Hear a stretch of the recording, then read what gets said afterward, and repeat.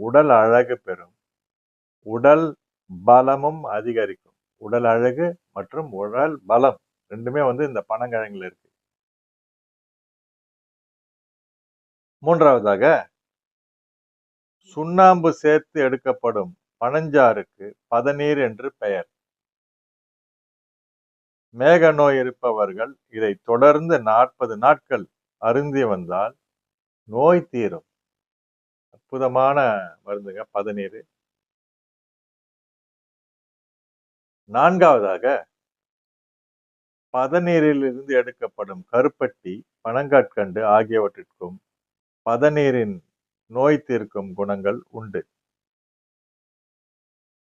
ஐந்தாவதாக,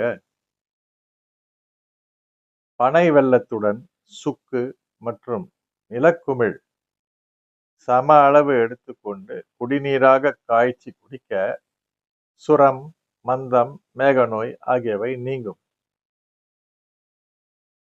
ஆறாவதாக, பனை ஓலையின் பின்னப்பட்ட பாயில் படுத்து வந்தால் கண் நோய்கள் அகன்றுவிடும். பனை ஓலையால் செய்யப்பட்ட விசிறியை பயன்படுத்துவோருக்கு வாதம், பித்தம், கபம் சம்பந்தப்பட்ட நோய்கள் வராது. முன்னெல்லாம் நம்ம கிட்ட வந்து ஒரு விசிறி இருக்கும். இப்பெல்லாம் வந்து பிளாஸ்டிக்ல அதுல எல்லாம் வந்துச்சு. அது வந்து வேஸ்ட். பனை ஓலையில இருக்கும் பார்த்துருக்கீங்களா? பழைய காலத்து விசிறி. சில கடையில எல்லாம் வந்து பாய் கடையில எல்லாம் போனீங்கன்னா இந்த பனை ஓலையில செய்த விசிறி இருக்கும். அந்த விசிறிய வந்து எல்லோரும் வந்து போய் அவங்களுக்கும் வந்து ஒரு வாழ்வாதாரமா இருக்கும். விசிறி விற்கிறவங்களுக்கு, அது செய்யறவங்களுக்கு எல்லாம் அழகா இருக்கும். பார்த்துருக்கீங்களா?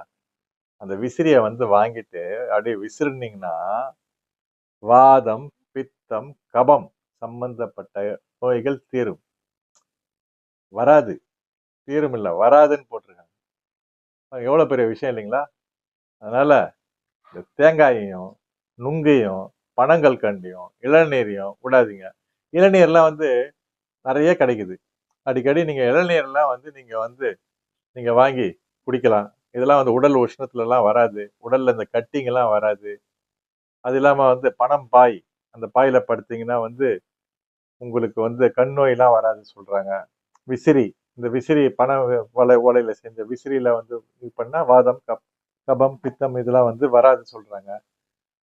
ஆக மொத்தம் அது இல்லாம பாத்தீங்கன்னா இந்த தொண்டை புண், வாய்ப்புண் இதெல்லாம் வந்து தேங்காய் பால், தேங்காய் இதெல்லாம் சாப்பிடும்போது வராதுன்னு சொல்றாங்க. தேன் கலந்து குடிக்கலான்றாங்க.